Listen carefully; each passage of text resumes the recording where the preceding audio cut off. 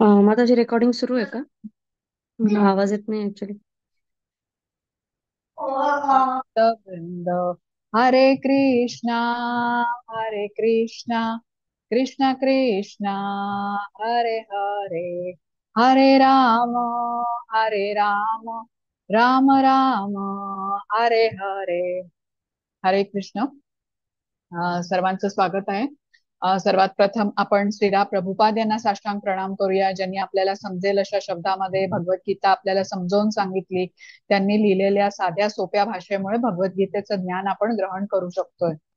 Shri Shri Radha Govind ISKCON मँगलोरचे अध्यक्ष नामानिष्ठदास प्रभूजी यांना सादर प्रणाम, ज्यांनी हा अभ्यासक्रम आपल्यासाठी बनवला, या स्लाइड्स बनवल्या आणि आपल्याला झूमद्वारे उपलब्ध करून दिला. त्यामुळे आपण घरी बसल्या या संधीचा आपण लाभ घेऊ शकतोय. अन्वय माताजींना प्रणाम करते, ज्यांनी मला भगवद्गीता शिकवली. आमच्या सर्वांच्या प्रेरणा आणि मार्गदर्शक पूजा माताजींना प्रणाम करते.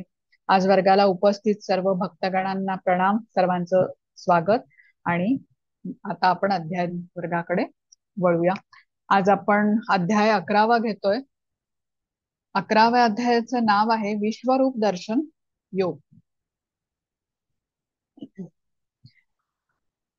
आजच्या अध्यायामध्ये अर्जुनाला कृष्ण आपलं विश्वरूप दाखवणार आहेत, विराट असं. आणि अर्जुनाबरोबर आपल्यालाही कृष्णांच्या विराट अशा विश्वरूपाचं दर्शन होणार आहे. तर सर्वात प्रथम आपण श्री श्री राधा गोविंदांच्या चरणी प्रणाम करूया, त्यांचे आशीर्वाद घेऊन मग अध्ययन वर्गाला पुढे जाऊया. कृष्ण कृपामूर्ती श्रीला प्रभुपाद यांनाही सादर प्रणाम करूया. आणि त्यांनी आपल्याला ज्या साध्या सोप्या भाषेमध्ये भगवद्गीता समजावून सांगितले, त्यामुळे आपण हे अध्ययन करू शकतोय. त्यांचेही आशीर्वाद घेऊन अध्ययन वर्गाला पुढे जाऊ. आता कालचा अध्याय होता बघा 10वा, विभूती योग. विभूती योग मध्ये आपण काय शिकलो? तर कृष्णांनी अर्जुनाला त्यांच्या विभूती अर्जुनाने कृष्णाला त्यांच्या विभूती बघण्यासाठी सांगितलं, की त्याने विनंती केली. प्रथम त्याने स्तुती केली आणि मग कृष्णांना सांगितलं की मला तुमच्या विभूती बघायच्या आहेत. काय कारण होतं अर्जुनाचं विभूती बघण्याचं? त्याने सांगितलं कृष्णांना की मला निरंतर तुमचं स्मरण करायचं, तर ते कसं करू शकतो? तर म्हणून मला तुमच्या विभूती किंवा तुमच्या शक्ती जाणून घ्यायच्या आहेत. मग कृष्णांनी आपला ऐश्वर्य अर्जुनाला दाखवलं आणि शेवटी सांगितलं की ह्या ज्या विभूती आहेत किंवा ह्या ज्या शक्ती आहेत, या अनेकविध विभूतींचा एक ठिणगी म्हणायला हरकत नाही. म्हणजे मी माझ्या एका अंशाने हे विश्व व्यापून राहिलेलो आहे, असं कृष्ण म्हणाले अर्जुनाला. आणि कृष्णांच्या विभूती कशा आहेत? अनंत आहेत. ज्या थोड्याफार आपण त्याचं वर्णन ऐकलेलं आहे, त्या एका ठिणगी समान आहेत. म्हणजे छोटीशी झलक त्यांनी अर्जुनाला दाखवली आणि हे सांगितलं की हे असं समज की मी माझ्या एका अंशाने विश्व व्यापून राहिलेलो आहे. आणि कालच्या अध्यायामध्ये चतुश्लोकी गीता आपण बघितली. 8 ते 11 हे श्लोक चतुश्लोकी गीता म्हणून म्हटले जातात, ज्याच्यामध्ये भगवद्गीतेचं सार आपल्याला सांगितलेलं आहे. मग आजच्या अध्यायाकडे आता आपण जाऊ. आजच्या अध्यायातला पहिला श्लोक आहे. अर्जुन उवाच मदनुग्रहाय परमं गुह्यम् अध्यात्म सद्मितं यत्त्वयोक्तं वचस्तेन मोहोऽयं विगतो मम. अर्जुन म्हणाला, या परमगुह्य आध्यात्मिक विषयासंबंधी तुम्ही कृपावंत होऊन जे उपदेश दिले आहेत, ते ऐकून माझा मोह नष्ट झाला आहे. बघा, आधीच्या अध्यायामध्ये चतुर्श्लोकी गीता कृष्ण सांगतात, ती ऐकून अर्जुन अतिशय प्रसन्न होतो. तो कृष्णांची अतिशय सुंदर अशी स्तुती करतो. काय म्हणतो तो? परम ब्रह्म परम धाम पवित्रम परमम भवान पुरुषम शाश्वतम दिव्यम आदिदेवम अजम विभूम. चतुर्श्लोकी गीता ऐकून अर्जुन सर्व संशयातून मुक्त झाला आणि त्याने मान्य केलं की कृष्ण कसे आहेत? स्वयं पुरुषोत्तम भगवान आहेत. आणि पण भगवद्गीता आता इथे ह्या पुढेही 8 अध्याय सुरू राहते बघा. म्हणजे हा संवाद अर्जुन आणि कृष्णामधला चालू राहतो. तर इथे अर्जुन कृष्णांना एक विनंती करतोय. काय म्हणतोय अर्जुन कृष्णांना? की माझा मोह नष्ट झालाय. आता कुठला मोह होता? आपण पहिल्या अध्यायातला अर्जुन आठवा. त्याने काय युद्ध न करण्याची तो कारण देत होता. करुणा आहे मला, आनंद नाहीये, पाप लागेल, पारिवारिक परंपरा नष्ट होतील, मी असमंजस मध्ये आहे. हा त्याचा मोह होता, भ्रमित झालेला होता. कौरव सेनेमधले सगळेजण माझे नातेवाईक आहेत, मित्र आहेत, गुरु आहेत आणि हे सगळे बघून त्याने युद्ध करायला नकार दिला होता. आता 10व्या अध्यायामध्ये अर्जुनाचा मोह नष्ट झाला असं अर्जुन म्हणतो, पण भगवद्गीता इथे संपलेली नाहीये. अजून कृष्ण आणि अर्जुन यांच्यामधला हा संवाद पुढे चालू राहणार आहे. तर आता हे का असते, ही पण योजना कृष्णांची आहे हे आपण समजून घेऊया. अर्जुनाद्वारे आपल्या सर्वांना हे ज्ञान घेता यावं म्हणून त्यांनी अर्जुनाला भ्रमित केलं होतं. आणि अर्जुनाचा मोह जरी संपला तरी आता आपल्या मनामध्ये मात्र अजूनही शंका आहेत. तर त्यामुळे आता हा जो पुढे संवाद आहे ना, तर त्याच्यामध्ये अर्जुन असे काही प्रश्न विचारतो ज्यामुळे आपल्या मनात जो काही थोडासा संशय शिल्लक असेल ना, तो पूर्ण निघून जाईल. अर्जुनाचं नाव काय आहे? गुडाकेश आहे. गुडाकेश म्हणजे काय? ज्याने अज्ञानाच्या अंधकारावरती विजय प्राप्त केलेला आहे. तो भ्रमित होऊच शकत नाही. पण कृष्ण काय आहेत? कृष्ण ऋषिकेश आहेत. ऋषिकेश म्हणजे इंद्रियांचे स्वामी आहेत. इंद्रियांना वशमध्ये ते करू शकतात. त्यांनी अर्जुनाच्या इंद्रियांना वशमध्ये करून त्याला भ्रमित केलं. तो गोंधळात पडला आणि मग त्याने जे प्रश्न विचारले त्यावरती कृष्णाने हे ज्ञान दिलंय भगवद्गीतेचं त्याला. तर अर्जुन जरी प्रथम श्रोता मानला जातो तरीही भगवद्गीता मात्र आपल्या सगळ्यांच्यासाठी आहे. दुसरी गोष्ट असं की अर्जुनाला माहितीये की आपण सर्व जे आहोत ना ते कृष्णांना भगवंत मानणार नाही, आपल्या मनामध्ये संशय असणार. म्हणून अर्जुन अशी काही युक्ती करतोय की ज्यामुळे आपल्या सर्वांना, जगतातील सगळ्या लोकांना समजेल की कृष्णच सर्व कारणांचे कारण आहेत. अनादिरादिर गोविंद सर्व कारण कारणम हे श्रीकृष्ण आहेत. मग आपण बघूया आता आजच्या अध्यायामध्ये अर्जुन काय करतो, अशी कुठली युक्ती करतो ज्याद्वारे आपल्या मनातला जो संशय आहे तो दूर होईल.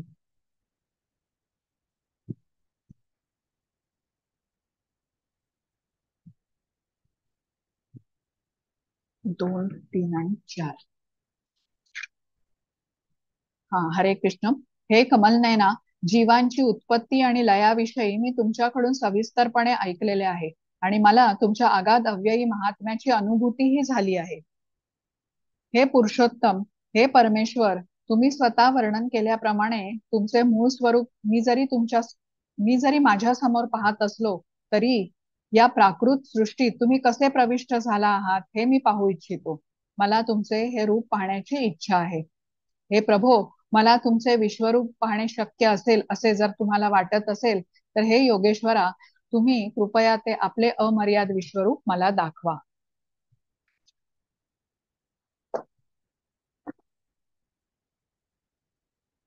बघा आता समजून घेऊया. कृष्णांनी आपल्या ऐश्वर्याची झलक अर्जुनाला दाखवलेली आहे आणि कृष्ण हे सगळ्या वस्तूंच्या उत्पत्तीस आणि प्रलयास कारणीभूत आहेत हे आता अर्जुनाला समजलेलं आहे. पण ते ह्याच्याहून अलिप्त आहेत. हे अचिंत्य भेदाभेद तत्व पण अर्जुनाने समजून घेतलं. अचिंत्य भेदाभेद तत्व म्हणजे कुठलं? की सर्व जीव माझ्या ठाई आहेत पण मी त्यांच्या ठाई नाही. मी सर्व जीवांचा पालन पोषण करता आहे, सर्व व्यापी आहे, तरी मी या सृष्टीचा अंश नाही. हे अचिंत्य भेदाभेद तत्व आहे. आता कृष्ण काय म्हणाले की ते या विभूतींच्या द्वारे भौतिक जगामध्ये प्रविष्ट झाल्याने हे भौतिक जग निर्मित आणि कार्यरत झालेले आहे. अगदी सर्वश्रेष्ठ जीव कोण आहे? तर ब्रह्मदेव आहे. आणि ब्रह्मदेवापासून अगदी लहानात लहान मुंगीपर्यंत सर्व वस्तूमध्ये कृष्ण प्रवेश करत असल्यामुळे त्यांनी त्या धारण करून ठेवलेल्या आहेत आणि त्या अस्तित्वात आहेत. हे खालच्या अध्यायामध्ये कृष्णाने अर्जुनाला सांगितलेलं आहे. आता अर्जुनाचा कसा आहे? कृष्णांच्या वचनावरती दृढ विश्वास आहे.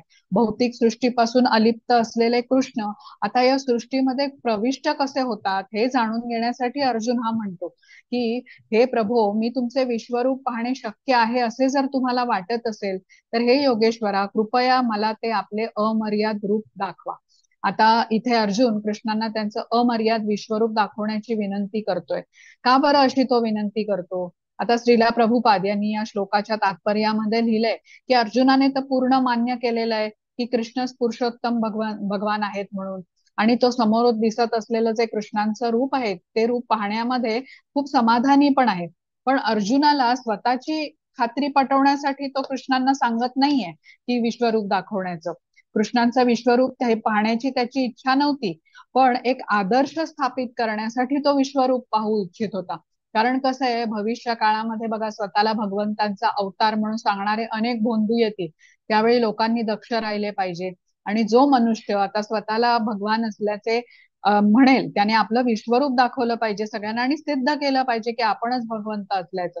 म्हणजे कृष्णांचं श्रेष्ठत्व स्थापन करण्यासाठी आणि भविष्यात कोणी स्वतःला भगवंत आहे सांगून इतरांची फसवणूक होऊ नये म्हणून अर्जुनाने कृष्णांना विश्वरूप दाखवण्याची विनंती केली आहे.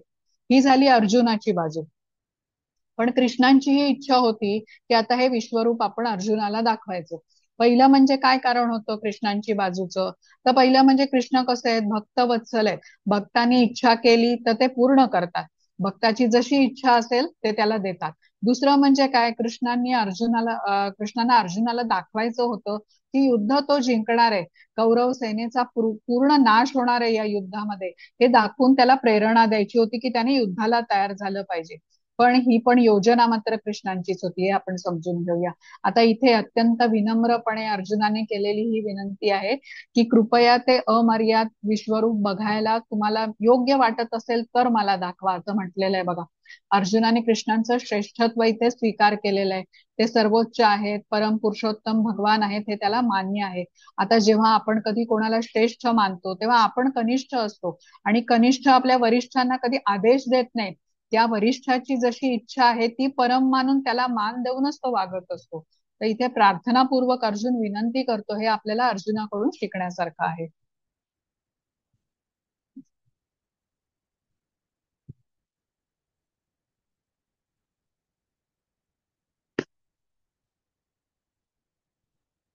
हा, हरे कृष्ण. श्री भगवान म्हणाले, हे अर्जुना, हे पार्था, आता माझे ऐश्वर्य पहा. अलौकिक आणि नाना वर्णांनी युक्त अशी माझी सहस्रावधी रूपे पहा. हे अर्जुना, तू जे काही पाहू इच्छितोस ते आता माझ्या या देहामध्ये पहा. तू आता जे काही पाहू इच्छितोस आणि भविष्यात तुला जे काही पाहावयाची इच्छा असेल ते सर्व हे विश्वरूप प्रगट करू शकते. संपूर्ण चराचर या ठिकाणी एकाच वेळी स्थित आहेत. परंतु तू स्वतःच्या वर्तमान नेत्रांनी मला पाहू शकणार नाहीस, म्हणून तुला दिव्य नेत्र प्रदान करतो. आता माझे योगा ऐश्वर्य पहा.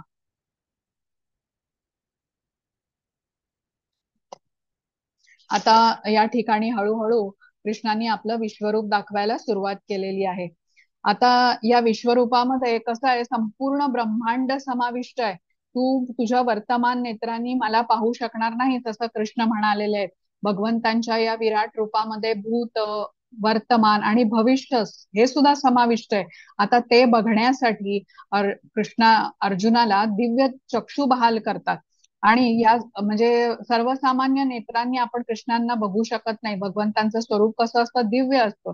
आता ज्या वेळेला अशी दिव्य दृष्टी ते बहाल करतात अर्जुनाला, तेव्हाच तो बघू शकतो. कृष्ण कसे आहेत, परिपूर्ण आहेत. आणि आपण आधी समजून घेतलंय आपली इंद्रिय कशी आहेत, अपूर्ण आहेत. अगदी आपल्या डोळ्याजवळ असलेली पापणी किंवा भुवई पण आपण नुसत्या डोळ्यांनी बघू शकत नाही आरशाशिवाय. मग अपूर्ण इंद्रियांनी आपण परिपूर्णतेचं दर्शन करूच शकत नाही कृष्णांच्या. त्यामुळे आपल्या मर्यादित क्षमतेच्या इंद्रियांना, बुद्धीने आपण कृष्णांना जाणून घेऊ शकत नाही. मग त्यासाठी आपल्याला कृष्णांची कृपा लागते, गुरूंची कृपा लागते. या कृपेनेच आपण भक्तीमध्ये पुढे अग्रेसर होतो. आणि जेव्हा अशी कृष्णांची कृपा होते, जसे कृष्ण आता इथे अर्जुनावर कृपा करतायत, त्यावेळी आपले जे भौतिक नेत्र असतात ना, त्यांना दिव्य नेत्र जोडले जातात. आपलं जे मन असतं, सर्वसामान्य मन आहे, त्याला आता दिव्य मन जोडलं जातं. सामान्य बुद्धीला दिव्य बुद्धीची जोड मिळते. आणि मग आपण कृष्णांचं जे दिव्य स्वरूप आहे ते बघू शकतो. जसं आता हा अर्जुन आता विराट असं विश्वरूप बघू शकणार आहे कृष्णांचं, कारण भगवंतांनी त्याला ते विश्वरूप पाहण्यासाठी दिव्य दृष्टी बहाल केलेली आहे.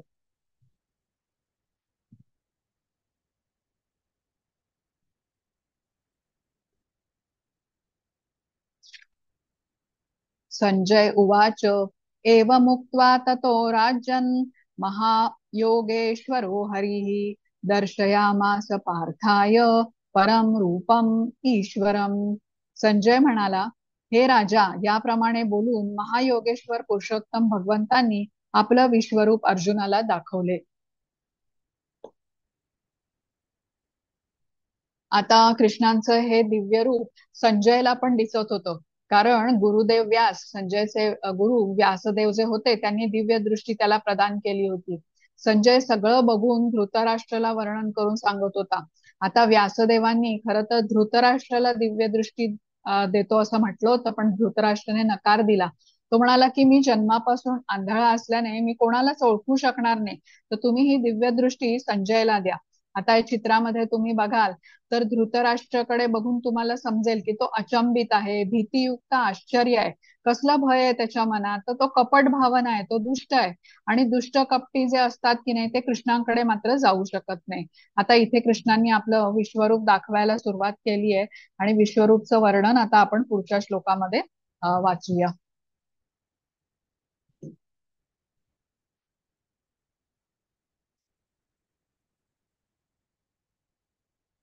अर्जुनाने या विश्वरूपात असंख्य मुखे, असंख्य नेत्र, असंख्य अद्भुत दृश्ये पाहिली. ते रूप अनेक अलौकिक अलंकारांनी विभूषित झालेले आणि अनेक दिव्य शस्त्रांनी सज्ज झालेले होते. या विश्वरूपाने दिव्य वस्त्रे आणि माळा धारण केल्या होत्या आणि अनेक दिव्य सुगंधी द्रव्यांचा त्यांच्या शरीराला लेप दिला होता. ते विश्वरूप सर्वथा अद्भुत, तेजस्वी, अनंत आणि सर्वव्यापी होते. आकाशामध्ये एकाच वेळी सहस्त्र सूर्यांचा उदय झाला तर कदाचित त्यांचे तेज भगवंतांच्या विश्वरूपाच्या तेजाशी साम्य करू शकेल. आता इथे विश्वरूपाचं वर्णन आहे बघा, का कसं म्हटलेलं आहे, असंख्य नेत्र, असंख्य अद्भुत दृश्ये, असंख्य मुखे, असंख्य दिव्य वस्त्रे, असंख्य माळा, म्हणजे सगळं अगणित आहे. असंख्य हात, चरण, मुखे असलेले हे रूप सर्व म्हणजे संपूर्ण विश्वव्यापी असं आहे. आणि कृष्णांच्या अचिंत अशा शक्तीच्या प्रभावामुळेच अर्जुन बसल्या ठिकाणी त्याने ही सगळी रूपं पाहिली. आता अर्जुनाने जे काही पाहिलं ते अवर्णनीय होतं. इथे म्हटलंय ना की हजारो सूर्यांचा उदय झाला एकाच वेळी, तेवढं तेज तिथे पसरलेलं होतं. आणि इथे संजय पण ह्या अवर्णनीय अशा विश्वरूपाची कल्पना धृतराष्ट्राला द्यायचा प्रयत्न करतोय. व्यासदेवांच्या कृपेमुळे युद्धभूमीवर उपस्थित नसताना पण सर्व काही घटना संजय पाहू शकत होता आणि धृतराष्ट्राला वर्णन करून सांगू शकत होता.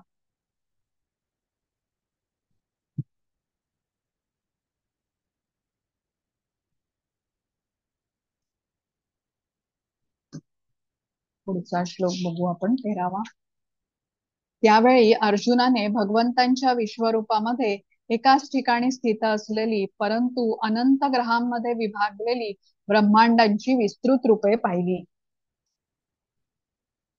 आता बघा इथे अर्जुन आणि कृष्ण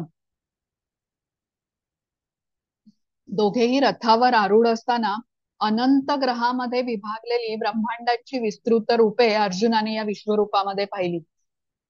आपल्याला माहितीये या सृष्टीमध्ये अनेक ग्रह आहेत, तारे आहेत, यांनी बनवलेल्या अनेक अशा आकाशगंगा आहेत. एकाच ठिकाणी बसून या सर्वांचं दर्शन करणं केवळ अशक्य आहे. परंतु अर्जुनाने स्थावर बसून म्हणजे रथामध्येच बसून अनंत ग्रहामध्ये विभागलेली ब्रह्मांडाची विस्तृत रूपे पाहिली, कारण कृष्णांनी त्याला ही दिव्य दृष्टी प्रदान केलेली होती. युद्धभूमीवर सुरू असलेल्या इतरांना हे विश्वरूप काही पाहता आलं नाही, कारण दिव्य दृष्टी केवळ अर्जुनाला मिळालेली होती. दिव्य चक्षु कृष्णांनी केवळ अर्जुनाला बहाल केले असल्यामुळे तोच बघू शकत होता. त्यामुळे रथावर बसलेला अर्जुन आणि कृष्ण यांच्यामध्ये काय चाललेलं आहे हे इतर मात्र कोणी जाणू शकलं नाही. पुढचा श्लोक बघू आपण 14. त्यानंतर भ्रमित आणि आश्चर्यचकित होऊन अंगावर रोमांच उभारलेला अर्जुन प्रणाम करण्यासाठी नतमस्तक झाला आणि त्या हात जोडून त्याने भगवंतांची स्तुती करण्यास प्रारंभ केला.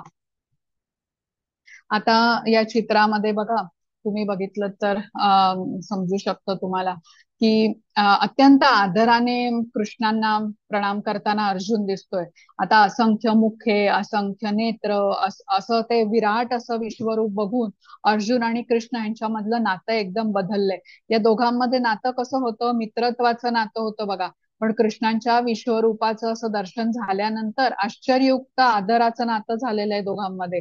अर्जुन नतमस्तक झाला कृष्णांपुढे आणि त्याने हात जोडून कृष्णांना प्रार्थना केली. आता बघा, जे असुर असतात की नाही ते भगवंतांना मानत नाहीत. आपण बघितलंय असुर कोणालाच मानत नाही, म्हणजे आपल्यापेक्षा श्रेष्ठ कोणी आहे हेच त्यांना मान्य नसतं. ते स्वतःला सर्वश्रेष्ठ मानत असतात. पण भक्त कसे असतात, भक्त प्रेमामुळे भगवंतांना भगवंत मानत नाहीत. इथे अर्जुन तर परम सखा आहे कृष्णांचा आणि त्याला कृष्णांचं असं विराट असं विश्वरूप बघून तो आश्चर्ययुक्त आदर त्याच्या मनामध्ये निर्माण झाला आणि त्याने आता नतमस्तक तो झालेला आहे. हात जोडून तो कृष्णांची प्रार्थना करतोय. आपण पुढचा श्लोक बघू आता.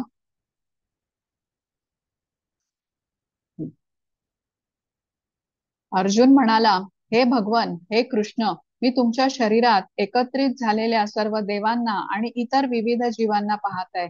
कमलासनावर बसलेल्या ब्रह्मदेवांना, तसेच भगवान शंकर, सर्व ऋषी आणि अलौकिक सर्पांना मी तुमच्या देहामध्ये पाहत आहे. हे विश्वेश्वर, हे विश्वरूप, तुमच्या देहामध्ये मी अमर्यादित आणि सर्वत्र पसरलेल्या असंख्य भुजा, उदरे, मुखे आणि नेत्र पाहत आहे. तुमच्यामध्ये मला आदी, मध्य आणि अंत असे काहीच दिसत नाही. तुमचे रूप अत्यंत तेजपुंज असल्याने ते पाहणे कठीण आहे. ते तेज प्रज्वलित अग्नी किंवा सूर्याच्या अपरिमित तेजाप्रमाणे सर्वत्र व्यापलेले आहे. तरीही अनेक मुकुट, गदा आणि चक्रांनी सुशोभित झालेले हे कांतिमान रूप मी सर्वत्र पाहत आहे. आता इथे वर्णन आहे बघा, ब्रह्मांडातील सर्व काही या विश्वरूपामध्ये अर्जुन पाहू शकत होता. सर्व देवदेवता पाहू शकत होता, इतर जीव पाहू शकत होता, ब्रह्मदेव, शंकर, सर्व ऋषी मुनी, अनेक सर्प, या सर्वांना एकाच स्थानी रथावर बसून त्याने हे पाहिलेले काय घडतंय ते. आता भगवान कृष्ण यांच्या कृपेमुळेच हे तो सर्व पाहू शकला. हे विश्वरूप अति भव्य असल्याने त्याचा आदी नाही, मध्य नाही आणि अंतही त्याला नव्हता. आणि कसं होतं हे विश्वरूप, तर आकाशाला स्पर्श करणारं, सर्व दिशा व्यापणारं, असं अति भव्य असं होतं आणि अतिशय तेजोमय होतं, जे अर्जुनाला बघणं पण आता कठीण होतं. आता हे असं अद्भुत असं रूप पाहून अर्जुन व्यथित झाला होता. आपण पुढे बघू आता अर्जुन काय सांगतो कृष्णांना ते.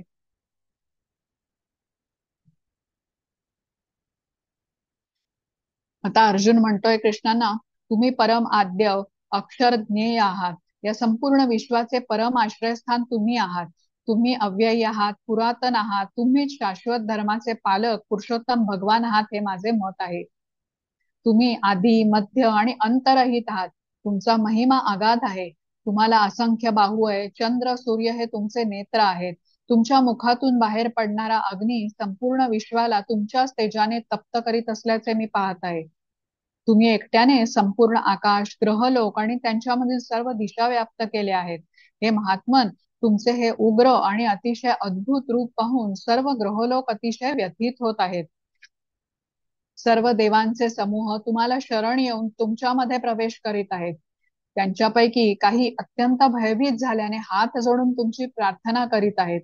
महर्षीगण, सिद्धगण, स्वस्ती असे म्हणून वैदिक स्तोत्रांनी गायन करून तुमची स्तुती करत आहेत. रुद्रगण, आदित्यगण, वसुगण, साध्यगण, विश्वदेव, अश्विनी कुमार, मरुद्गण, पितृगण, गंधर्व, यक्षगण, असुर आणि सिद्ध देवता विस्मित होऊन तुम्हाला पाहत आहेत. बघा अर्जुनाने कसं वर्णन केलेलं आहे. आता 18व्या श्लोकामध्ये अर्जुन काय म्हणतो, की तुम्ही संपूर्ण विश्वाचे परम आश्रयस्थानात कसे आहात, अविनाशी आहात, शाश्वत आहात, पुरुषोत्तम भगवान आहात. अर्जुन स्तुती करतोय भगवंतांची इथे.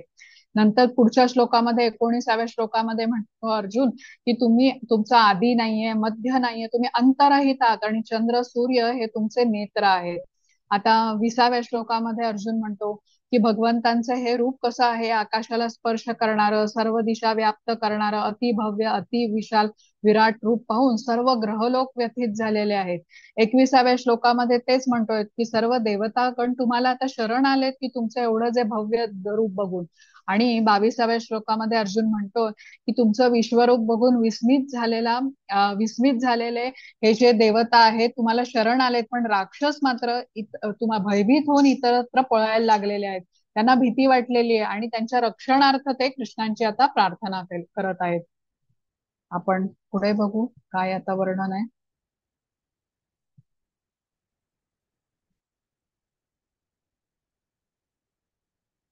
हे महाबाहू, देवतांसहित सर्व लोक तुमचे अनेक नेत्र, मुखे, भुजा, पाय, उदरे आणि भयंकर दाढा असणारे महाकाय रूप पाहून अतिशय व्यथित झाले आहेत. त्यांच्याप्रमाणेच मी सुद्धा व्यथित झालोय. बघा इथे अर्जुन भगवंतांचं ते महाकाय रूप पाहून देवदेवता पण व्यथित झालेले आहेत आणि अर्जुनही व्यथित झाले. तो म्हणतो की माझं मन आता भयाने व्यथित झालंय आणि त्यामुळे मी माझं मानसिक संतुलन राखू शकत नाहीये. आता अर्जुन खरं तर परम भक्त आहे, पण भगवंतांचं अति विशाल, अति काय असं जे विश्वरूप आहे त्याच्याबरोबर जोडून घेणं त्याला आवडत नाहीये आणि तो व्यक्त करतोय की मी व्यथित झालेलो आहे, माझं धैर्य आता संपू लागलेलं आहे.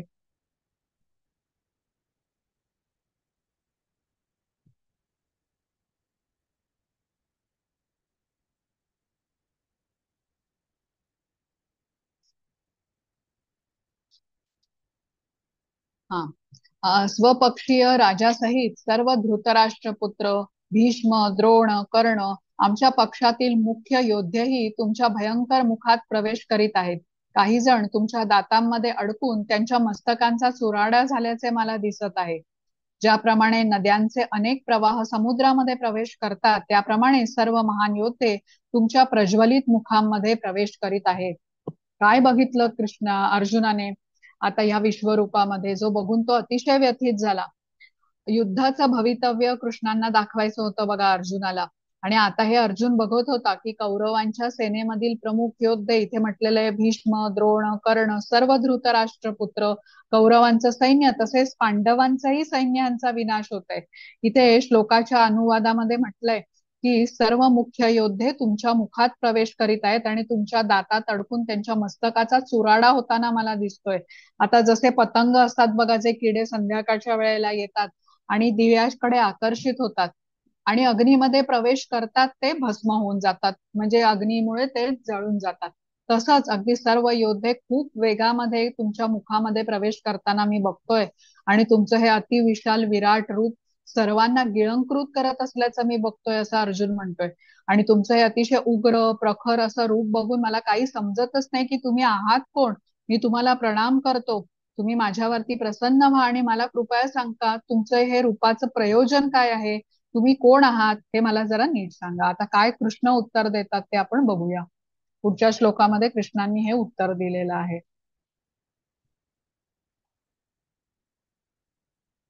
श्री भगवान उवाच कालोऽस्मि लोकक्षयकृत् कृत्प्रवृद्धो लोकान् समाहर्तुमिह प्रवृत्तः ऋतेऽपि त्वां न भविष्यन्ति सर्वे ये व्यवस्थिता प्रत्यनीकेषु योधाः. श्री भगवान म्हणाले, जगतांचा विनाश करणारा काळ मी आहे आणि सर्व लोकांचा संहार करण्यासाठी मी या ठिकाणी आलो आहे. तुझ्या व्यतिरिक्त म्हणजेच पांडवांच्या व्यतिरिक्त दोन्ही सैन्यातील सर्व योद्ध्यांचा विनाश होणार आहे. बघा इथे कृष्ण उत्तर देत आहेत की मी काळ आहे. अर्जुनाने जेव्हा प्रश्न विचारला की मी तुम्हाला प्रणाम करतो, तुम्ही कोण आहात आणि सांगा तुमचं प्रयोजन काय आहे, त्यावर कृष्णांनी दिलेलं हे उत्तर आहे की मी काळ आहे. बघा कृष्ण जे आहे ते अर्जुनाचे परम मित्र आहेत, स्वयं भगवान आहेत. पण त्यांचं हे अकराळ विक्राळ असं विश्वरूप बघून अर्जुन गोंधळून गेला, घाबरला. आणि त्याने कृष्णांना हा प्रश्न विचारला की तुमचं प्रयोजन काय आहे तुमच्या या रूपाचं. आता काळ काळ ही अशी शक्ती आहे की जेव्हा ती गतिमान होते ना, तेव्हा जबरदस्त ताकद ह्या काळामध्ये असते. ही अशी एक ताकद आहे जी भौतिक जग बघा त्याच्या जवळ पण जाऊ शकलेलं नाही. एवढं संशोधन वेगवेगळ्या विषयावर मानवाने केलं, पण आपण काळ ह्याबद्दल विशेष काही मनुष्य त्याच्याबद्दल जाणू शकला नाहीये ह्या विषयावरती. आपण आधी शिकलोय ना भगवद्गीतेमध्ये, 5 गोष्टी शिकलो बघा, की ईश्वर, जीव, प्रकृती, कर्म आणि काळ या 5 विषयांवरती भगवद्गीता आपल्याला ज्ञान देते. तर हा तो काळ आहे. काळ काय आहे? कृष्णाच्या सुदर्शन चक्राची शक्ती असं म्हटलं जातं. आता भौतिक जगामधल्या आसक्तीचा त्याग करून भक्ती मार्गावरती जे स्थिर होऊ बघतात, त्यांच्यासाठी भौतिक जगामधली जी गतिशीलता असते ना, ती काळ कशी नियमन करतो हे आपण जाणून घ्यायला पाहिजे. आता काळाच्या ओघात बघा भौतिक जगामधलं सर्व काही नष्ट होतं, अगदी मोठी मोठी साम्राज्य पण नष्ट होतात, लुप्त होतात. पण आपल्याला हे सगळं माहिती असतं, पण आपण भविष्याच्या योजना बनवतच असतो. आता या सगळ्या योजना काळाच्या अपूर्णतेने विफल तरी होतात, म्हणजे मृत्यू समय काळ आपल्यापासून त्या हिरावून तरी घेतो. मग जो खरा योगी असतो, जो आता शाश्वत स्तरावरती स्थित आहे, तिथे काळाचा प्रभाव नसतो. म्हणजे काय की भक्ती कशी ही गोष्ट आहे, भक्ती आपल्यापासून कोणी हिरावून घेत नाही. ते आत्मज्ञान होतं. ते आत्मज्ञान म्हणजे काय, हे आत्म्याबरोबर पुढे, आत्म्याने पुढचं शरीर जेव्हा धारण करते तेव्हा केलेली भक्ती ही त्याच्याबरोबर जाते, हे लक्षात ठेवूया. म्हणजे त्याला विलग करू शकत नाही. भौतिक जगातली कुठलीही गोष्ट जी आहे ना, ती काळ आपल्यापासून हिरावून नेतो. तर या ठिकाणी कृष्ण स्वतःला सर्व भक्षक काळाच्या रूपामध्ये प्रस्तुत करतात. आणि पांडवांच्या व्यतिरिक्त युद्धभूमीवर उपस्थित असलेल्या सर्वांचा भगवंतांकडून संहार होणार आहे. तर आता आपलं आयुष्य बघा जेमतेम 100 वर्षाचं असतं. ब्रह्मदेवाच्या आयुष्याशी तर का आपण तुलना केली तर ते खूपच कमी आहे. त्यामुळे काळाकडे लक्ष देणं हे आपल्याला फार महत्वाचं आहे. आपण भौतिक जगामध्ये खूपदा टाइम मॅनेजमेंट असं ऐकतो बघा, टाइम मॅनेजमेंट केला पाहिजे असा सल्ला आपल्याला दिला जातो. आता जेव्हा आपण भगवद्गीता शिकतो आणि आपल्याला समजतं की काळ ही काय आहे, कृष्णांची शक्ती आहे, तेव्हा आपण टाइम मॅनेज नाही करू शकत. आपल्याला हे समजतं की it is time which manages us. काळ आपलं नियमन करतोय. तर ही कृष्णांची शक्ती असल्याने काळ हा त्यांच्या भक्तांच्यासाठी अधिक परिपूर्ण त्याचं जीवन बनेल भक्ताचं, अशी परिस्थिती तयार करत असतो. आणि या विरुद्ध जे अभक्त आहेत, जे कृष्णांपासून दूर आहेत, त्यांच्या योजना हा काळ अगदी विफळ करतो किंवा नष्ट करून टाकत असतो. तर हे आपण लक्षात घेऊया. काळ ही कृष्णांची शक्ती असल्यामुळे ती आपण नियमन करूच शकत नाही. तो काळ आपल्याला नियमन त्या त्या प्रकारे करत असतो. आता 33वा श्लोक बघू आपण.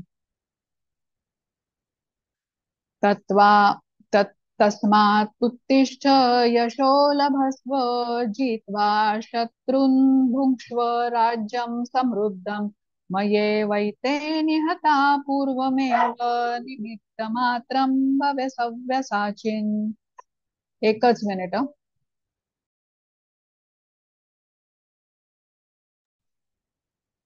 हं. म्हणून उठ, युद्धात सिद्ध हो आणि यशप्राप्ती कर. शत्रूवर विजय मिळव आणि समृद्ध राज्याचा उपभोग घे. माझ्या योजनेनुसार त्यांचा पूर्वीच मृत्यू झाला आहे आणि हे सव्यसाची, युद्धामध्ये तू केवळ निमित्त मात्रच हो.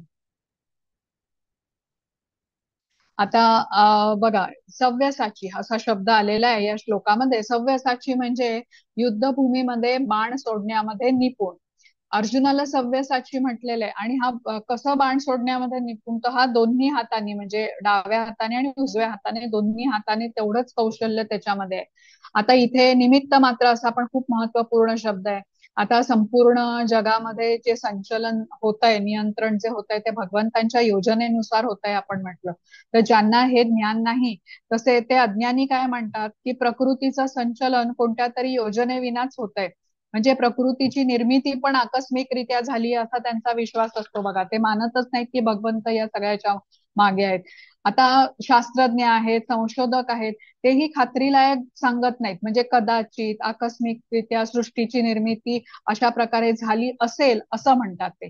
आता खरं तर या भौतिक जगामध्ये सर्व काही कृष्णांच्या योजनेनुसार घडत असतं. आणि ज्या लोकांमध्ये अधिकार गाजवण्याची वृत्ती असते ना, प्रकृतीवरती अधिकार गाजवण्याचा जे प्रयत्न करत असतात, ते बद्ध पण होत असतात.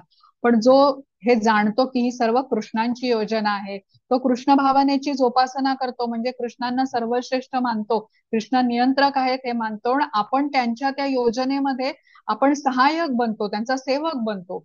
तर तो खरा बुद्धिमानी म्हटलेला आहे. आता बघा, कुरुक्षेत्रचं युद्ध हे कृष्णांच्या योजनेनुसार लढलं गेलं. अर्जुन युद्ध करायला नकार देत होता, पण भगवंतांच्या इच्छेनुसार त्याने युद्ध केलं तरच तो सुखी होणार होता. म्हणजे सृष्टीची निर्मिती, उत्पत्ती आणि विनाश या क्रिया भगवंतांच्या मार्गदर्शनाने होतात, हे जो मानतो आणि आपलं जीवन कृष्णांच्या या दिव्य सेवेमध्ये समर्पित करतो, तो खरा बुद्धिमान पुरुष. आपण निमित्त आहोत, ही योजना कृष्णांची आहे हे आपल्याला समजून घेतलं पाहिजे. आता कृष्ण ना, या भगवद्गीतेमध्ये तुम्ही बघितलं असेल, अर्जुनाला वेगवेगळ्या नावाने हाक म्हणतात. कधी कौंतेय म्हणतात, कधी त्याला भरत म्हणतात, कधी कुरुनंदन म्हणतात, महाबाहो म्हणतात. इथे त्याला सव्यसाची म्हटलंय, म्हणजे नाव घेऊन संबोधल्याने इथे एक आपलेपणा आलेला आहे बघा.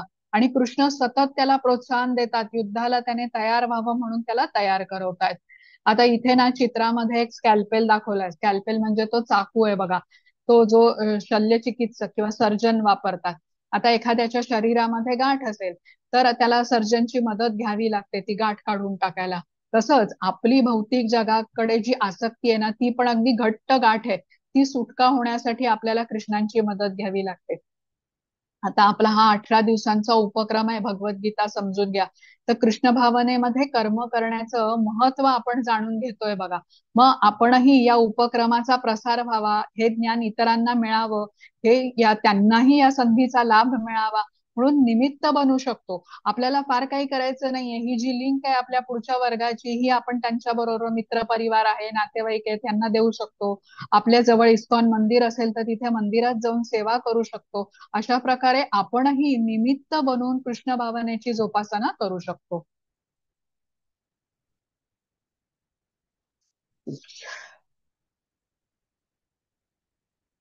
द्रोण, भीष्म, कर्ण आणि इतर शूरवीर योद्ध्यांना मी पूर्वीच मारलेले आहे. म्हणून तू त्यांचा वध कर आणि व्यथित होऊ नकोस. केवळ युद्ध कर, यामुळे युद्धामध्ये तू शत्रूवर विजय प्राप्त करशील. बघा, कृष्ण इथे सारखं सांगतायत अर्जुनाला की मी या सर्वांचा वध केलेला आहे, आता तुला फक्त युद्ध करायचं आहे. हा, कसं समजावतायत बघा कृष्ण त्याला. आता कृष्णाने अर्जुनाला निमित्त का बनवलं? कारण भगवंत त्यांच्या भक्तांना नेहमी सेवेची संधी देतात, ज्याद्वारे भक्तांचं यश वाढेल. आणि जसं भक्त कसे असतात, भक्त नेहमी अशा प्रकारे वागतात की ते भगवंतांची स्तुती करतील, भगवंतांचं पूजन व्हावं, भगवंतांची उपासना व्हावी. आणि भगवंत बरोबर भक्ताची स्तुती करत असतात किंवा भक्ताला संधी देत असतात भक्ताचं यश वाढावं म्हणून. तशी परस्पर ही देवाणघेवाण सुरू असते. आपण चौथ्या अध्यायामध्ये शिकलोय बघा, ये यथा माम प्रपद्यन्ते. म्हणजे कृष्ण म्हणतात ना, जो ज्या भावाने मला शरण येतो त्याचंच अनुरूप फळ असं मी त्याला देतो. तर ज्या प्रेमाने, ज्या गंभीरतेने आपण भक्ती करतो, तर भगवंत तशीच आदान प्रदान आपल्या बरोबर करत असतात. जसं हनुमानाने प्रभू रामचंद्रांची केवढी सेवा केली, आजवर हनुमानांची भक्ती केली जाते, आजवर त्यांचा जय जयकार होतोय. तर अर्जुन कसा होता? कृष्णांचा परम सखा होता. त्याच्यासाठी कृष्ण त्याच्या रथाचे सारथी बनलेले आहेत. हा, हे लक्षात घेऊया आपण. आता पुढचा श्लोक बघू.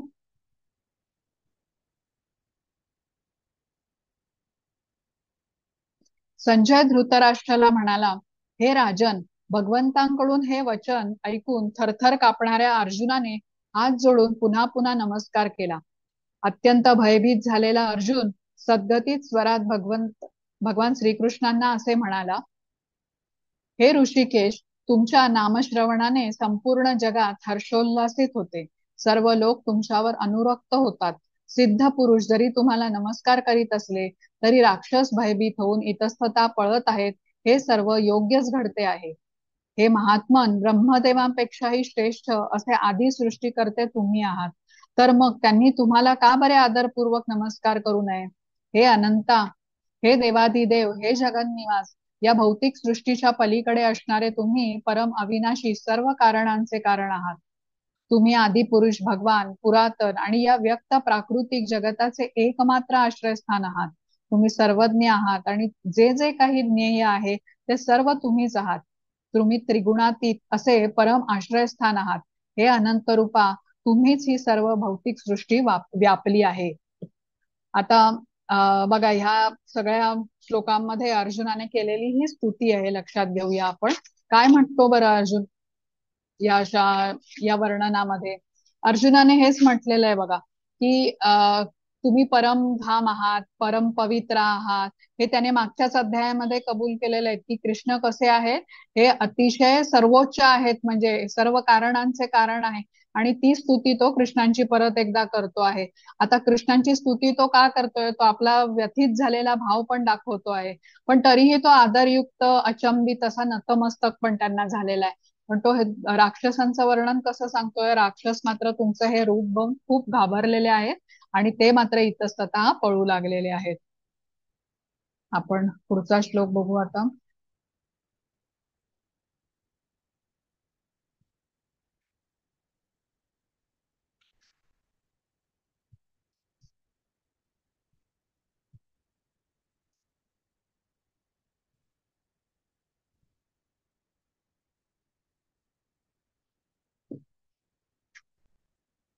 अर्जुन म्हणतोय, मी तुमचा महिमा न जाणताच तुम्हाला माझा मित्र मानून हे कृष्ण, हे यादव, हे मित्र असे अनादराने संबोधले आहे. प्रेमाने किंवा प्रमादाने मी जे काही केले असेल त्याविषयी कृपया मला क्षमा करा. विश्रांतीच्या वेळी, चेष्टा करताना, एका शय्येवर शयन करताना, एकत्र भोजन करताना अथवा बसताना, कधी कधी एकांतवासात, तर कधी कधी मित्रांसमक्ष मी तुमचा अपमान केला आहे. हे अच्युत, माझ्या या सर्व अपराधांची मला क्षमा करा. आता इथे अर्जुनाने कृष्णांची क्षमा मागितलीये. कृष्णांनी आपलं विश्वरूप जेव्हा अर्जुनाच्या समोर प्रगट केलं, पण अर्जुनाला त्याच्या आणि कृष्णांच्या मित्रत्वाच्या नात्याचं स्मरण आहे बघा. आपण कृष्णांचं ऐश्वर न जाणताच किती वेळा त्यांना हे कृष्ण, हे मित्र, हे यादव असं संबोधन, त्यांचा अपमान केलाय म्हणून तो क्षमा याचना करतोय. आणि अर्जुन आणि कृष्ण हे जरी त्यांनी क्षमा याचना केली तरी कृष्ण कसे आहेत बघा, कृष्ण दयाळू आहेत, कृपाळू आहेत. ऐश्वर्याचे स्वामी असतानाही ते अर्जुनाकडे मात्र मित्रत्वानेच वागलेत. म्हणजे भगवंत आणि भक्त यांच्यामधला संबंध कसा आहे, शाश्वत आहे आणि दिव्य प्रेमाने असा युक्त आहे. आता अर्जुनाकडून आपल्याला हे समजतं की प्रार्थना कशी करायची. प्रथम त्याने स्तुती केली आहे बघा, आधीचे काही श्लोक आपण पाहिले ज्याच्यामध्ये त्याने स्तुती केली आहे. मग तो क्षमा याचना करतो आणि मग प्रार्थना करतो. तर हे असं आपल्याला लक्षात ठेवलं पाहिजे. आणि तो प्रार्थना पण कशी करतो, मला तुमचं विश्वरूप बघायचं आहे, तुम्हाला योग्य वाटेल तर तुम्ही मला दाखवा असं म्हटलंय. म्हणजे कृष्णांच्या इच्छेला त्याने महत्व आणि प्राधान्य दिले. त्यांना योग्य वाटत असेल तर मला ते द्या असं तो सांगतोय. इथे आता अर्जुन कृष्णांना काय सांगत आहे की तुमचं विश्वरूप पाहून मी आनंदित झालोय, पण भीतीने मी व्याकुळही झालेलो आहे. आता मला तुमचं सौम्य असं पुरुषोत्तम भगवान रूप तुम्ही माझ्या समोर प्रकट करा.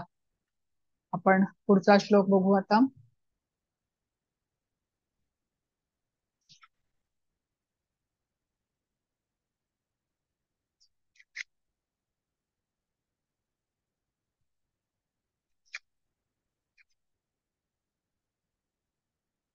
पूर्वी मी कधीही न पाहिलेले विश्वरूप पाहिल्यानंतर आनंदित झालो आहे, परंतु त्याच वेळी भयाने माझे मन व्याकुळही झालेले आहे. म्हणून देवाधिदेवा जगन्निवासा, कृपया माझ्यावरती प्रसन्न व्हा आणि तुमचे पुरुषोत्तम भगवान रूप प्रकट करा. आता अर्जुन कसा आहे, कृष्णांचा सखा आहे, मित्र आहे. आणि ज्याप्रमाणे एखादा मित्र आपल्या मित्राच्या ऐश्वर्याने आनंदित होतो, तसाच प्रथम तो कृष्णांचं जे विराट असं विश्वरूप आहे ते बघून तो आनंदित झाला. पण नंतर त्याने जे त्याचं रौद्र असं कृष्णांचं रूप पाहिलं, ज्याच्यामध्ये ती सेना, कौरव सेना सर्व त्यांच्या मुखामध्ये चिरडली जात होती. आणि मग त्याला हे वाटलं की अरे एवढे माझा मित्र हा एवढा भगवंत आहे. मग त्याला त्याच्या अपराधांची जाणीव झाली, त्याने क्षमा मागितली.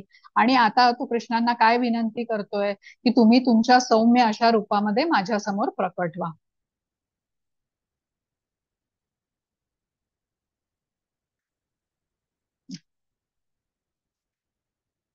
यावर आता कृष्ण काय म्हणतायत बघूया. श्री भगवान म्हणाले, हे अर्जुन, मी तुझ्यावर प्रसन्न होऊन माझ्या अंतरंग शक्तीद्वारे या प्राकृत जगतातच हे परमश्रेष्ठ विश्वरूप तुला दाखवले. तुझ्या वाचून पूर्वी कोणीच हे अनंत तेजोमय आणि आद्य रूप पाहिलेले नाही. हे कुरुप्रवीर, तुझ्या पूर्वी माझे हे विश्वरूप कोणीही पाहिले नव्हते. कारण वेद अध्ययनाने, यज्ञाने, दानाने, पुण्यकर्मे करण्याने किंवा उग्र तप करण्याने मला विराट रूपात या भौतिक जगतामध्ये पाहणे शक्य नाही. आणि नंतर शेवटच्या 49 मध्ये म्हटलेलं आहे, माझे हे भयंकर रूप पाहून तू व्यथित आणि भ्रमित झाला आहेस. आता हे रूप मी समाप्त करतो. हे मदभक्ता, सर्व क्लेशातून मुक्त हो. तुला जे रूप पाहण्याची इच्छा आहे ते रूप तू आता शांत चित्ताने पाहू शकतोस. बघा इथे अर्जुनाला प्रथम विश्वरूप पाहण्याची इच्छा होती आणि त्याच्यावर कृष्णांची कृपा होती, त्यामुळे कृष्णांनी आपलं ऐश्वर्यमय तेजोमय असं रूप अर्जुनाला दाखवलं. मग कृष्णांनी त्यांच्या अंतरंग शक्तीने अर्जुनाची इच्छा पूर्ती करण्याकरता हे रूप प्रगट केलं होतं. अर्जुनाच्या शिवाय ह्या पूर्वी हे विराट रूप कोणीही पाहिलं नव्हतं असं कृष्ण म्हणतात. अर्जुनामुळे स्वर्गातील देवदेवता आणि इतर लोकांना पण भक्तगणांना, इतर लोकातील भक्तगणांना भगवंतांच्या या विश्वरूपाचं दर्शन झालं असं म्हटलेलं आहे. आता महाभारताचं युद्ध सुरू होण्यापूर्वी कृष्ण दुर्योधनाकडे गेले होते बघा, शांती प्रस्ताव घेऊन. पण त्याने तो स्वीकारला नाही. त्यावेळेस कृष्णांनी त्याला आपल्या विश्वरूपातील काही रूप प्रगट केली होती, पण अर्जुनाला दाखवलेल्या विश्वरूपाहून ती निराळी होती. म्हणून म्हटलंय की यापूर्वी हे रूप कोणीच पाहिलेलं नाही. मग श्रीला प्रभुपाद 48व्या श्लोकाच्या तात्पर्य सांगतात की दिव्य दृष्टी प्राप्त केल्याशिवाय या विश्वरूपाचं दर्शन होत नाही. म्हणजे मनुष्याने स्वतः कृष्णांची भक्ती करून ही दिव्य अवस्था प्राप्त करावी लागते, तेव्हा दिव्य दृष्टी कृष्णांच्या कृपेनेच आपल्याला प्राप्त होऊ शकते. दुसरी गोष्ट इथे महत्वाची काय आहे की वेद अध्ययन करून, यज्ञ, दान, पुण्य, उग्र तप वगैरे करून मनुष्य विश्वरूपाचे दर्शन करू शकत नाही. अर्जुनासारखं भक्त झाल्याविना विश्वरूपाचे दर्शन होत नाही असं स्पष्ट सांगितलेलं आहे की भगवंतांचा विशुद्ध भक्त झाल्याशिवाय भगवंतांचे विश्वरूप पाहणे शक्य नाही, कृष्ण या श्लोकात म्हणतात. आणि पुढच्या श्लोकामध्ये बघा कृष्ण कसे दयाळू आहेत. तर भक्तवत्सल असे कृष्ण आहेत बघा. अर्जुनाने जेव्हा विश्वरूप पाहण्याची इच्छा व्यक्त केली होती तेव्हा त्यांनी त्याला ते दाखवलं. दुसरं कारण म्हणजे कृष्णांना अर्जुनाला दाखवायचं होतं की कौरवांचा विनाश होणार आहे युद्धामध्ये आणि तो युद्धामध्ये विजयी होणार आहे. अर्जुनाला प्रोत्साहित करायचं होतं त्यांना, कारण त्याने युद्धाला तयार व्हावं, कारण आधी तो नकार देत होता. आता इथे अर्जुन विश्वरूप पाहून व्याकुळ झाला. आणि भक्ताला कसं आहे, भगवंतांचं विश्वरूप पाहण्यामध्ये रुची नसते. त्या अतिभव्य अतिविशाल अशा विश्वरूपाबरोबर भक्त प्रेमाचे आदान प्रदान करू शकत नाही. बघा आता आपण भगवंतांसाठी एखादं फूल अर्पण करू, काय हार अर्पण करू, एखादं फळ अर्पण करू, पण विश्वरूपाचं वर्णन आपण काय ऐकलं, असंख्य मुखे, असंख्य हात, असंख्य नेत्र, एवढं ते म्हणजे याचा आदी नाही, मध्य नाही, अंत नाही. आता अशा रूपाबरोबर भक्त जोडून कसं घेणार? हा, आदरयुक्त भक्तिभावाने आदान प्रदान होऊ शकणार नाही, कारण आपण अपुरे पडू त्या विश्वरूपाबरोबर जोडून घ्यायला. म्हणून कृष्णाने आपलं आता विश्वरूप समाप्त केलं आणि भयभीत अशा व्याकुळ झालेल्या अर्जुन आता शांत झाला.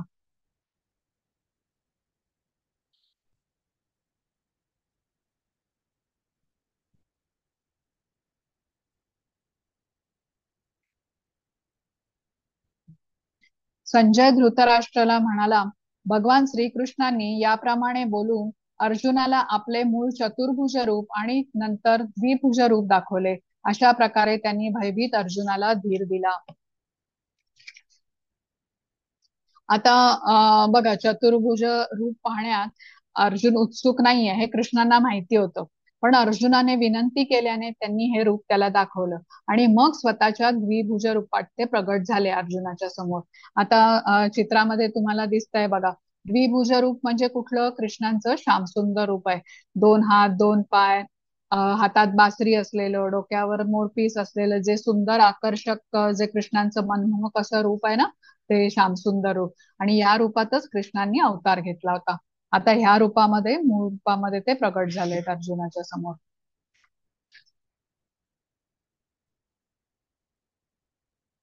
श्रीकृष्णांचे मूळ रूप पाहून अर्जुन म्हणाला, हे जनार्दन, तुमचे हे अतिव सुंदर मनुष्य रूप पाहून मी आता शांतचित्त झालो आहे आणि मी आपल्या पूर्वस्थितीवरती आलेलो आहे. यावर श्री भगवान म्हणाले, हे अर्जुना, आता तू जे माझे रूप पाहत आहेस त्याचे दर्शन होणे अतिशय दुष्कर आहे. देवता सुद्धा हे मधुर रूप पाहण्याची संधी प्राप्त करण्याच्या नित्य प्रयत्नात असतात. हे अर्जुना, मी जसा तुझ्या समोर उभा आहे तसे मला केवळ अनन्य भक्तिमय सेवेनेच जाणणे शक्य आहे आणि या प्रकारे मला साक्षात पाहता येते. केवळ याच मार्गाने तू माझ्या रहस्यमय तत्वात प्रवेश करू शकतोस. बघा आता इथे काय म्हणतायत कृष्ण, की आता द्विभुज रूपामध्ये आल्यावरती म्हणजे अतिसुंदर अशा श्याम सुंदर रूपामध्ये पाहून अर्जुन शांतचित्त झाला. आणि कृष्ण सांगताय की त्यांच्या विश्वरूपाचं दर्शन कसं आहे, अतिशय दुर्लभ आहे. म्हणजे साकार श्याम सुंदर रूपाचं दर्शन तर त्याच्याहून दुर्लभ आहे. आता कृष्ण इथे सांगतात केवळ अनन्य भक्तीनेच त्यांना जाणणे शक्य आहे. आता ज्या मनुष्याकडे अनन्य भक्ती आहे, अनन्य भगवत भक्ती आहे आणि ज्याला प्रमाणित गुरूंचं मार्गदर्शन मिळालंय, अचूक असं लाभलेलं आहे आणि त्यानेही ते ग्रहण करून त्याप्रमाणे आचरण केलेलं आहे, त्यांनाच भगवंतांचा साक्षात्कार होऊ शकतो.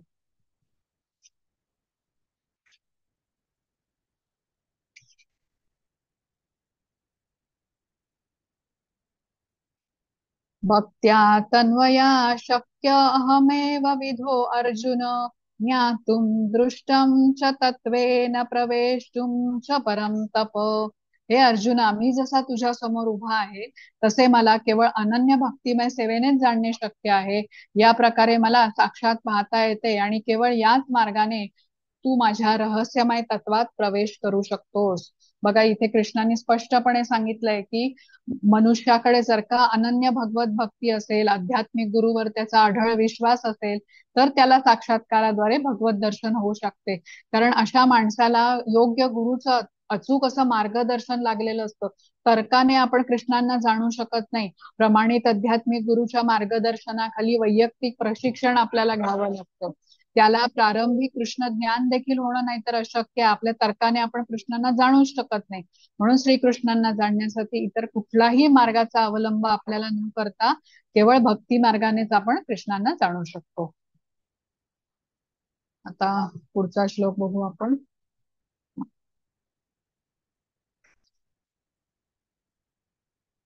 मत मत्कर्म कृत परमो मद्भक्तः संगवर्जितः निर्वैरः सर्वभूतेषु यतमामेति पांडव. हे अर्जुना, जो सकाम कर्म आणि तर्कवादाच्या संघातून मुक्त होऊन माझ्या विशुद्ध भक्तिमय सेवेमध्ये संलग्न होतो, जो माझ्या प्रित्यर्थ कर्म करतो, जो मला आपल्या जीवनाचे परम लक्ष मानतो आणि जो सर्व प्राणी मात्रांशी मित्रत्वाने वागतो, तो निश्चितपणे मला प्राप्त होतो. हा पण खूप महत्वाचा श्लोक आहे आणि खूप अर्थपूर्ण असा आहे. श्रीला प्रभुपाद यांनी याचं तात्पर्य अतिशय सुंदर लिहिलंय.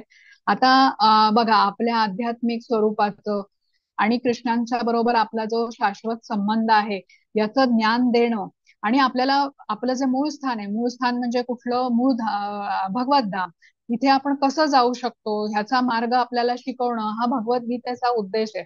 आता इथे कृष्ण काय सांगतायत की जो माझ्या विशुद्ध भक्तीमध्ये संलग्न होतो, जो मला माझ्या जीवनाचे जो मला आपल्या जीवनाचे परम लक्ष्य मानतो आणि सर्व प्राणी मात्रांशी मित्रत्वाने वागतो, निश्चितपणे मला प्राप्त होतो.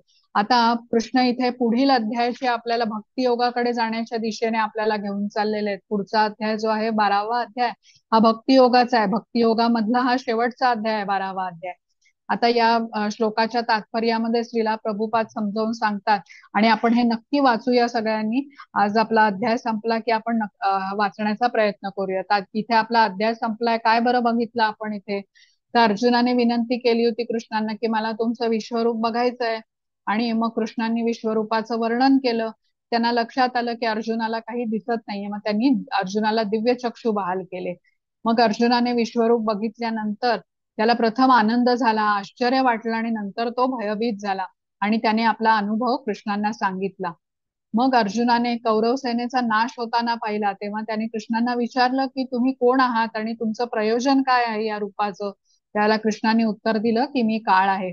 मग अर्जुनाने प्रार्थना केली प्रथम, मग क्षमा याचना केली की मी तुम्हाला हे यादव, हे मित्रा असे संबोधून तुमचा अपमान केलेला आहे, तुमच्याकडे अनादराने वागलोय, पण तुम्ही मला क्षमा करा.